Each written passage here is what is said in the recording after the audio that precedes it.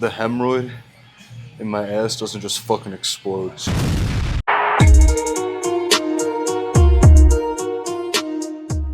A big leg day today. We're going for about an RPE of 9 to 10 for most exercises, maybe even an 11. What does RPE mean for people who don't know what that stands for? You're gonna see this pop up on the screen on the video. This is just a little example. This is what we typically give to clients to give them a better understanding. But very simple, easy warm-up weight, 4 to 6 RPE. If you can do 5 to 8 more reps, you're looking at a 6 to 7. If you can do 3 to 5 more reps, that's about a 7 to 8.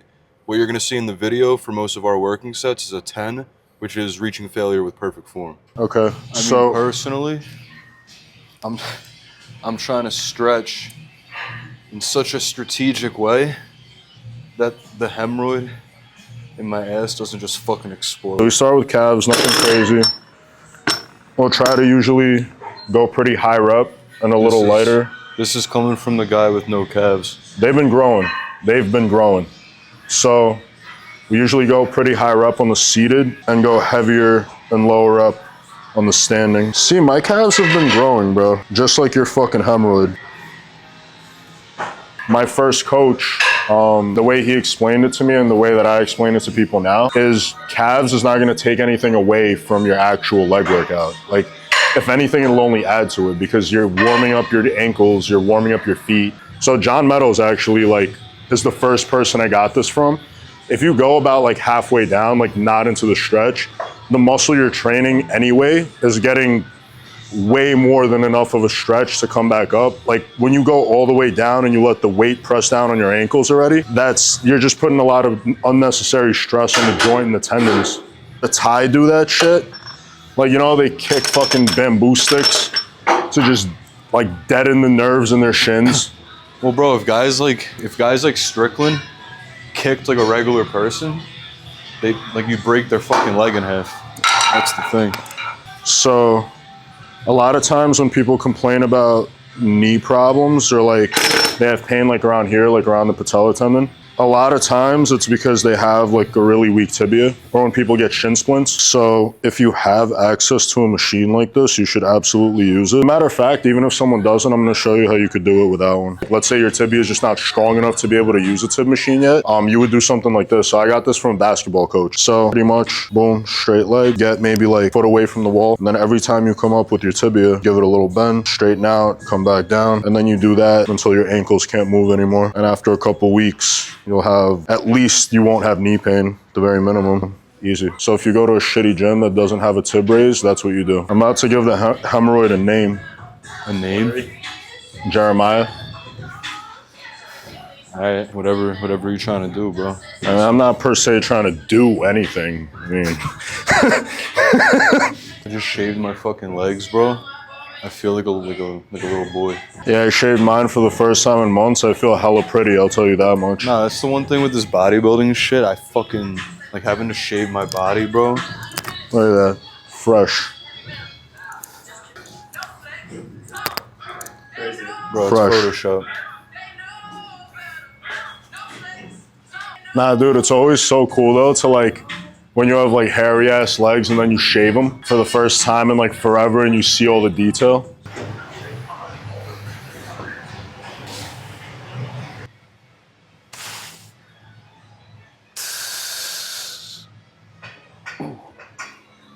It's gonna be an interesting prep though, because anytime that we've ever prepped before, we kind of started from like not training, not eating, just working. So all of our starting points, we were always small and like soft, like skinny. I mean, we've never started this high. Like we're over 4,000 calories, like 500 grams of carbs, 300 grams of protein. Every single prep, it was not bodybuilding at all, and then jumping into a prep. So it was like the first half was just building our physique back up to what it was, and then dieting down from there. So it was trying to slam like an off season and a prep in the one. This time, like me personally, I haven't started a prep yet over 200 pounds. So at my last shows, I weighed in at like That's true. Yeah, so my last preps, I was like 190 pounds. Yeah, I'm going. I'm just waiting for the lecture. I got on stage at like in between 198 and 203 between the two shows.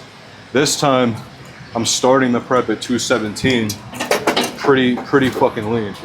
So should be an interesting one. Bro, you can literally see the fibers on the side of your leg. We still got 14 weeks, bro. But this is what I'm saying, bro. Like, we're heavy right now and we're this lean. Like, we weren't this lean until we were like probably 6-7 weeks out on our last prep. One thing with these too, like I always see people doing some cute shit on this exercise and just like doing the little touch thing. The handles are there for a reason. Brace yourself into the exercise, especially when you're full stacking it or something. That bracing is going to be one of the best things you could do to actually go heavy on these.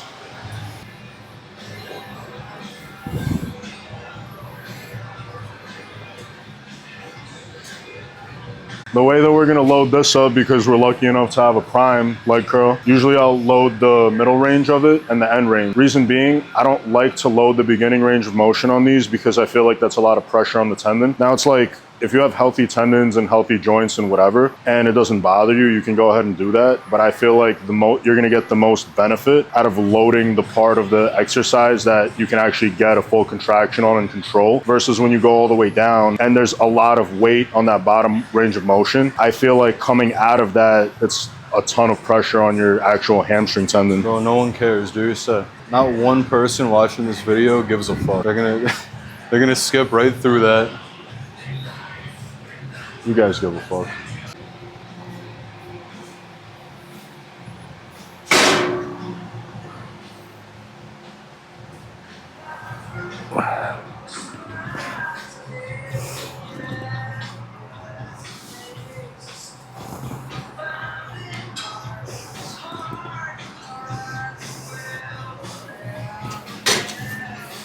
You know, it's interesting. The more I'm going through this workout, it's like the hemorrhoid is healing itself. Oh man, the gay guy's gonna love this angle. Yo, you know how on YouTube, it'll like show you like it'll say like what part of the video is the most replayed?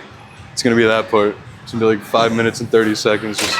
Nah, Matt, go ahead. Get that same angle on him. Get right in there. With the shorts on, get a close-up of the hemorrhoid. Oh, that's crazy. Get a close-up of Jeremiah back there. That's crazy, bro. If you really pay attention, it's like a little tail. You can almost see it. That's fucking insane.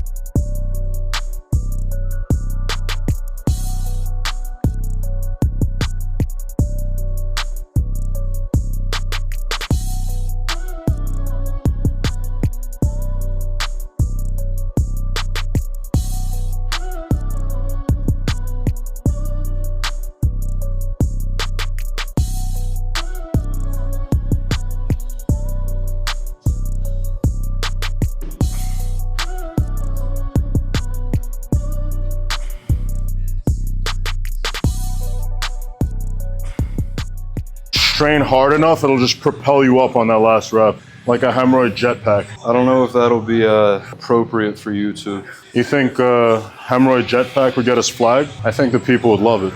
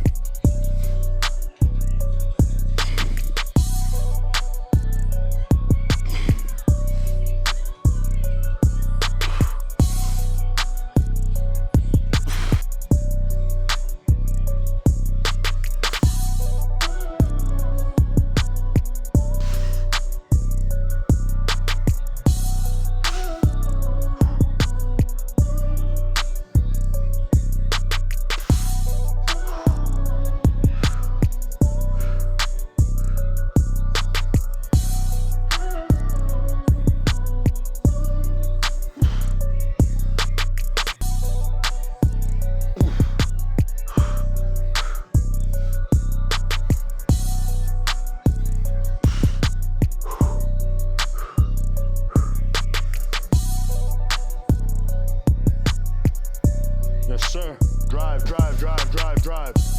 Yes. Fuck.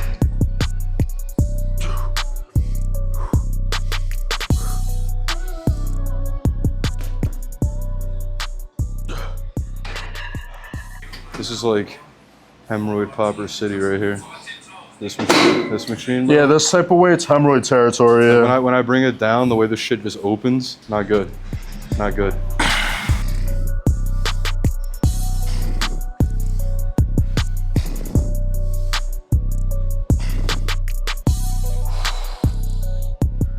Fuck. Come on. YouTube debut, just tear my fucking TFL. I'm making sacrifices and you're not. Every rep that I do, I'm consciously holding the hemorrhoid in Bro, my you fucking got ass, that bro. hemorrhoid willingly. We'll be right back.